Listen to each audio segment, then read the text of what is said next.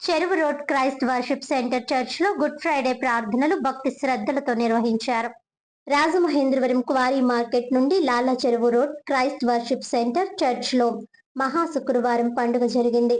పాస్టర్లు doctor John Wesley మాట్లాడారు, సందేశం అందించారు. బ్లెస్సీ వెస్లీ క్రైస్తవ ప్రార్థన గీతాలు ఆలపించారు. అధిక సంఖ్యలో క్రైస్తవ సోదరీమణులు విచ్చేసి యేసుక్రీస్తు గీతాలు, బైబుల్ వాక్యాలు, దైవజనుల ప్రసంగాలు విన్నారు. ఈరోజు ప్రపంచవ్యాప్తంగా క్రైస్తవులందరూ గుడ్ ఫ్రైడే జరుపుకుంటున్నారు. దీని ఎందుకు గుడ్ ఫ్రైడే అన్నారు అంటే, యేసుక్రీస్తు ప్రభు సర్వ మానవ పాప పరిహారార్థమై సిలువలో ఆయన చనిపోయిన రోజు.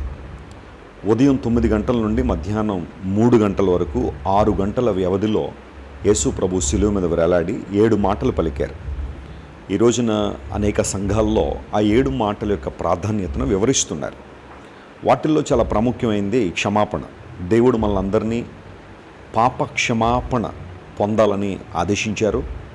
అట్టి మార్గంలో మనం కొనసాగులాగానే యేసుప్రభు లోకానికి వచ్చి మన నిమిత్తం సిలువ మీద మరణించారు. యేసుప్రభు మరణం చారిత్రాత్మకమైనది.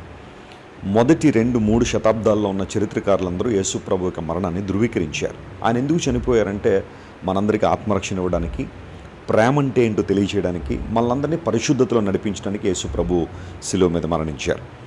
మరి రాజమండ్రిలో ఉన్న క్రైస్ట్ వర్షిప్ సెంటర్ నుండి ఈ ప్రేక్షకులందరికీ కూడా గుడ్ ఫ్రైడే శుభాకాంక్షలు తెలియజేస్తూ, దేవదేవుడు మిమ్మల్ని అందరినీ బలపరచాలని, మిమ్మల్ని రక్షించాలని, మీ ప్రతి అవసరం తీర్చాలని, మీరు ఏదైతే అవసరంతో ఉన్నారో ఒక్కసారి దేవుని నామాన్ని స్మరించుకుని ప్రభువుని అడగండి. ప్రభు మీకు సహాయం చేస్తారు. అన్నిటికన్నా ప్రాముఖ్యంగా పాప విమోచన ప్రభు ఇస్తారు.